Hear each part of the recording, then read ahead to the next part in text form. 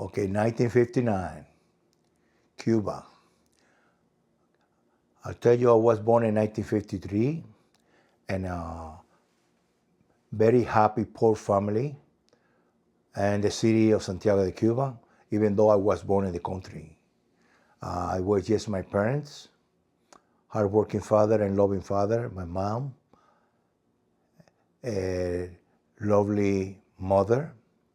She they raised up with values, principle, and it was a very healthy and loving environment where I grew up. And 1953, I was born, but I remember as I was growing up, when I was 3 or 4, I have memory of those, but I'm gonna focus and telling the story about the most thing that I remember when I was growing up. My father was, he was, how do you say, a master of all trade. Well, he used to do everything. He was a barber. He used to work on horses. He used to work in the farm. He used to work cement. He used to do building in the houses. He used to put floor, do everything. But I was very proud of my father. He gave us a lot of love to me and my sister, but especially he was very close to me. And I had learned much from my father. He was very humble. He didn't talk too much, but I learned most of my values. I learned more observing and watching him. He didn't give me a lecture how to be. The only time that he called me, I was about 13 or 14 years old. And he called me that he wanted something to say to me. He called me and he told me, come here, I want to talk to you. And I felt scared because I thought that I had done something wrong. But no, he was very patient and quiet. He told me, listen, I wanted to give you some advices. I never told you what to do besides to get my education and behave and be respectful. But he told me, it's 2 things that I wanted to tell you. And I want you to follow and remember this your entire life. Never lie. Never lie.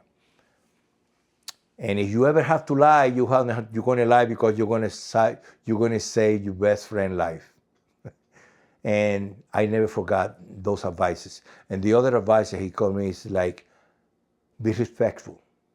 Respect every human being. It doesn't matter if he's older, if he's very old, or he's a young, or he's a kid. When you respect everybody, you're going to get respect back. You respect the thief, you respect the criminal, you respect the honest man, you respect everybody.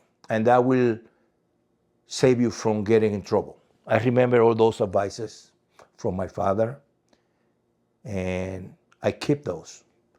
And it for really did save me from a lot of problems. Well, meanwhile, as we were growing up, it was in a different regime in Cuba. Over there, it was freedom.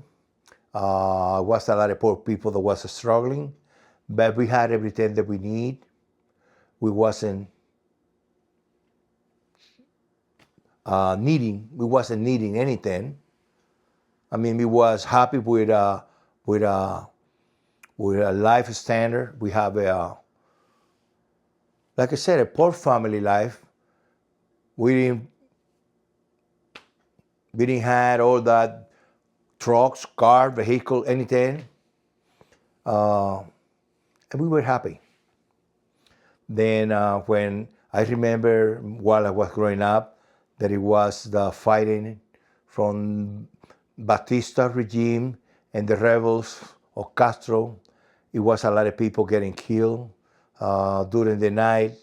People were scared to get out because the Castro rebels, it was bombing theaters. It was like the terrorists. They was trying to kill cops. They was doing like the Taliban do over there, that they have civilian clothes and they target the soldier that had uniform because nobody knew who they were. And it was then Batista regime or the police, the authority, they started being very repressive with them to fight back because they was getting killed. And meanwhile, all this was happening, we keep at a low profile life. We wasn't out there unless we had to. My father used to work, come back. I used to school, come back, and play with my friends in the hood. I used to try to be helpful to my father when he was working in construction. I was his helper since I was 13, 12. He showed me how to use the shovel, how to use the pick, and I'm proud of that. I learned, and I never was scared of hard work, and that helped me all my life. Then when Batista left in 1959, Castro took over the government. I remember that Castro said before he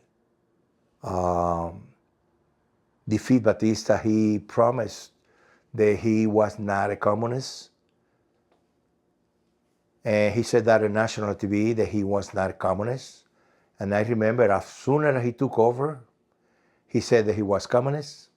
A lot of people that believe in him, support him, they got disappointed. And I remember, even though I didn't understand a lot of politics, but I noticed that the social life in Cuba started declining. Castro started nationalizing, taking people properties. First, he started to nationalize American businesses in Cuba, like United Fruit Company. Most of the big business in Cuba, it was American investment. And Cuba had a good economy. Cuban peso, it was equal to the dollar. They have casinos. They have a lot of rich people life. A lot of the American actors, Nat King Cole, and a lot of actors like John Wayne. They used to go vacation in Cuba because they have a nice nightlife. They have casinos, and it was only 90 miles from Miami. Not from Miami, 90 miles from Key West, but it was close to American, so it was like the American backyard. I remember all those times, even though I didn't experience because my family was at that level. They was sport family. But Cuba had a good life, and even nobody bother you. You go to work. You was a fisherman, you can go to fish. You can sell your fish. Nobody bother you. You can make your own way of living. It was freedom. But when Castro took over, after he finished nationalizing and taking the American business owner, their property, and they kicked them out of Cuba after they intervened the nickel mines. It was belong to Americans. All the sugar factories, they was belong to Americans. Even Hershey, the chocolate guy who had business in chocolate, he had sugar factory in Cuba. He had land. Castro took everything for all the American wealthy people that have business in Cuba. And those American business in Cuba was the reason why Cuba had a good economy. Now, after he finished taking everything for Americans, then he started taking and hitting on the Cuban wealthy people. People who had factories, Cuban people that had worked hard all their life, that they succeed, that they had talent. They became wealthy. They did prosper because the whole family dedicate and they work hard to keep the business growing. Castro took all the Cuban people lands, people that possess a lot of land. Castro intervened those people, and most of those people, they was like, after Castro took everything, they didn't have the heart to start all over again, so they decided to leave the island. Like the Bacardis, Castro took all the Bacardi's businesses in Cuba. Bacardi had to leave and start in Puerto Rico, start in Mexico, and they had a chance to get some money. I don't know how they did to keep some money to start again. But Castro, I seen a lot of people, they was devastated, families. The Castro took everything that they worked for all their life. And I experienced, I witnessed, I would say, I witnessed some of those people that I was related to my family, friends of my father, people that was good people. And that started making me wonder if I want to grow up and become a man and live in a country. First of all, I didn't like what Castro did to some of the Cuban people, his own people, neither what he did to the American people. He did that they did work all their life and wanted to have a business in Cuba. Even Ernest Hemingway was one of them. He loved Cuban people. He loved the Cuban way of life. He had a home in Cojimar. It's a city, or it's a town by the beach. And he used to go fishing. And a lot of Cubans like Ernest Hemingway. But I grew up watching a lot of things that I didn't, how do you say, injustice? Okay. A lot of Castro took advantage of most of the people that believe in him. Thus, I start noticing that he was a liar, that he had no integrity. And even though I didn't have nothing because I was a kid and I was growing up, my family didn't have anything, but I feel like I had a lot. I feel like at least, to me, freedom, it was a treasure. Even though it wasn't material, freedom, and I didn't want Castro to take my freedom. And I start wondering and thinking and trying to find a way how to leave Cuba. Even though I didn't have no family in the United States, nobody to claim me, then I wanted to do the impossible to leave the island. Then meanwhile I was in elementary, I finished my elementary, I went to begin my high school, and by that time I was 18, 19. When I was about 17 or 18, I remember that I was supposed to draft for the service, military, to serve the military in Cuba, and I was supposed to be 3 years, and then I quit my school. For me, I had no point going to school when they wasn't going to allow me to study anytime that I want. Anything that I want in Cuba, you only was allowed to study what they tell you. Okay? You didn't have too much choices. You didn't have the freedom to do what you want. And I feel like I was too limited, and I didn't want them to take my freedom. And I started working with them in a way of, I play it off like I like what they were doing, like I sympathize with what they were doing, but I was just want them to trust me that I can use the regime to work my way to get my goal.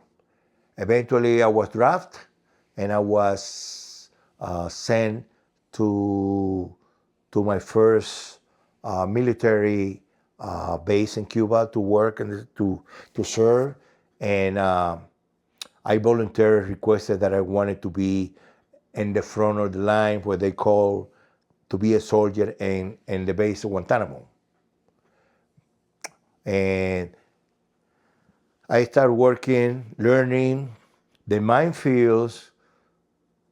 I know that was the only opportunity that I had to leave Cuba, to escape walking through the military zone from the Cuban military side to the American side.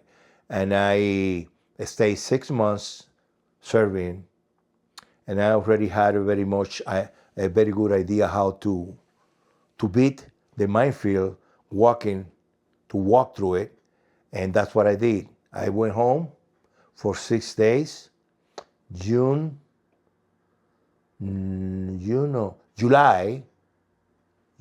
13, I was supposed to go home to come back the 20th. 6 days. And I went home to my family, but I didn't tell my family that I was thinking to leave the island and to go into the American base to ask and request for political and military asylum. And for me, I know that once I made that decision, it was no way to return. It was only one-way ticket. And I was very much prepared to leave. I couldn't share that.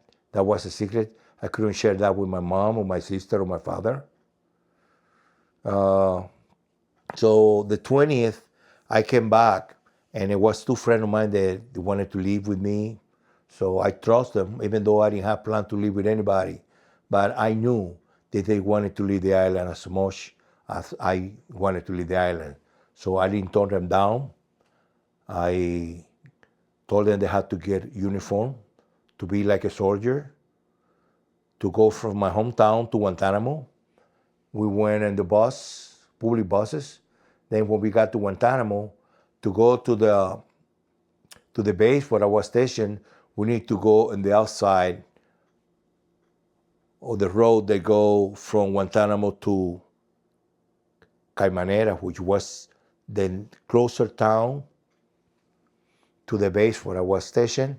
And we went to one of those construction trucks that was transporting construction material. And the truck driver gave us a ride because we had a uniform on. So we ride in the back. Then I told the driver where to stop, and we left the truck and started walking into the wilderness. And it was about 6 o'clock in the evening. It was getting dark already, and I know exactly where to walk. I have some reference point, even though it was at night, because I know where the American military airport was located, and I can follow the light to walk to the area where I need to go. We walk all night, probably until about midnight. We went through swamps that have alligators. We went rivers, walking at night with no moon, with a lot of cactus. We used to get a lot of those thorns sticking in our legs. Eventually, I told the other 2 guys it's a good place to rest and to regroup for tomorrow continue. So that night, we waited until the 21st of July. And at nighttime, we went to the peak of the mountain. At nighttime, that I can get a good reference of what I needed to go to continue the next day. The other 2 guys, they had no clue. They had to wait for my leadership. I was the guy guiding them. That was following me, and I was amazed that they trust me, because that was a matter of life or death. But eventually, they trust me, and we went into the Next day, we waited all day. I didn't want it to continue during the day. So the 21st, at nighttime, we continue about 8 or 9 o'clock. It was dark. And we passed all the minefields. And we eventually passed to the American military side. We was close. I know that there was, in Cuba, the Cuban soldier knew, we used to call that tower. It was a tower, and the other side of the last fence, we went across 5 fences. The last one, it was the one the deadline from the Cuban military side to the American military side. And it was a road to go by along with the fence. But on the other side was a tower that we Cuban call it Tower 84. That was the American tower. It used to be 2 soldiers. Used to climb up there and, you know what I mean, watch all day and all night. So we passed to that side, and when we got to the other side, we start hollering, "Don't fire! Don't fire!" You know, to get their attention. And we waited until they turned the spotlights on. So I said, "Now we got it, we good." So when they turned the lights on, we took our uniform shirt, we got the undershirt, and I stick it on the stick, and I start waving like, say, peace. And then we start walking to the tower, and they keep us with the spotlight until we got there, and then came down, and then they start searching us, and they didn't speak Spanish, but they tried some Spanish, and we speak only a little bit of English. And they had already reported that incident, so we saw the lights. It was like a Jeep coming real fast. We see the headlights jumping up and down down the road, and they came to get us. They took us into the American base, and then all the big officers start coming down to meet us to really get the inside detail of what's going on. They asked, "What are you doing here? Why do you came to this side?" And they came with a interpreter. So the other 2 guys didn't say anything because they had no business talking. They didn't know. They wasn't in the military. I was the one person of interest. So I spoke. I told the officer, I am a Cuban soldier in the Cuban side, and I don't want it to stay there. I wanted to come to the American base because I wanted to request political and military asylum. And then they keep us in a room there, and they waited for another officer who was supposed to come and pick us up. And they took us in a boat. It was like a good 32-footer boat with a cabin underneath that was trying to keep us hitting on the bottom. They didn't want nobody to see us.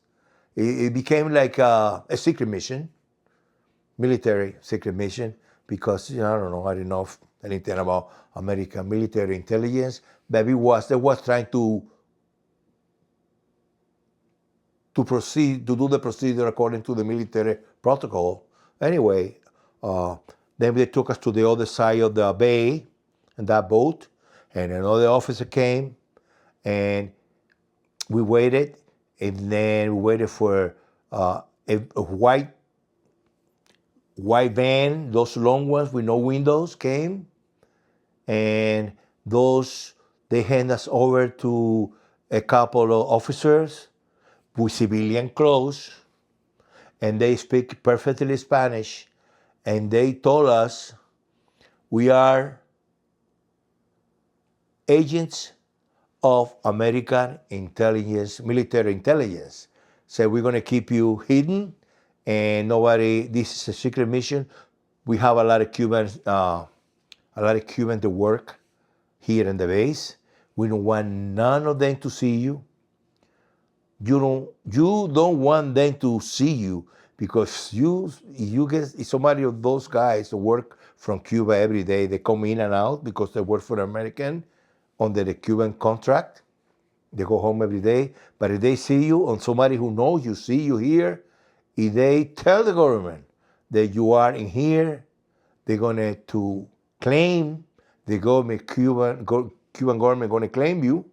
If they claim you, we have a contract with the Cuban government based on those Cubans working in this base. They see anybody that is in the Cuban or work for the Cuban government, come here, they cannot stay here. We need to return you. Even though I wasn't working in the American side, but I was, according to them, I was a Cuban government staff. I was a Cuban soldier. So based on that, they was trying to avoid that any Cuban see that we was there and tell the government. So then they took us in the van and took us to a dorm in the other side by the mountains. And it was a dorm for about 300 people. And they give us, we got set there for 10 days until they decide to send us to the United States and then American Air Force plane. And the admiral came to see me the next day. Eventually, we came into the American base the 21st of July. And at that time, the chess world championship was going on between Bobby Fischer, the American young player, who was playing the master Russian Boris Spassky. And it was about 10 days. And that was then that was going on in the world when we came to American base. Then the admiral came to talk to me the next day, and he told me, you know what you did? I said, yes. He said, you did what you did. You put your life on risk, high risk. Why did you do that? I said, because I'm not free in Cuba. Even though I am in the Cuban military, I know that if I go to America, I'm going to be a free man. So he checked my hand. He told me, he congratulated me because he noticed that I had guts. I mean, being a young man, that I put my life walking across the minefield at night. He said, only good soldiers do that. And you are a young man and you intellectually plan to escape and you execute it perfectly. So even though I am a very high American military high officer, I don't have the power to send you to the United States, but I will do everything in my power to help you. And the next day he called the President Nixon. You know, the general talked to the president. And he did everything for me. He talked to the president at that time. It was who I call my president, who was Richard Nixon. And he did hate communist countries, communist regime, and he agreed. He told the general, once I clear the American military intelligence that I was not a spy, to send me over. And the 31st of July, in the morning, they took us in one of those vans to the airport, and then it was a 4-engine propelled American Air Force plane that they used to transport mechanics and pilots, and they flew me from Cuba, me and my two friends, from Guantanamo, Cuba to Opa-locka, Miami. That's the end of my story.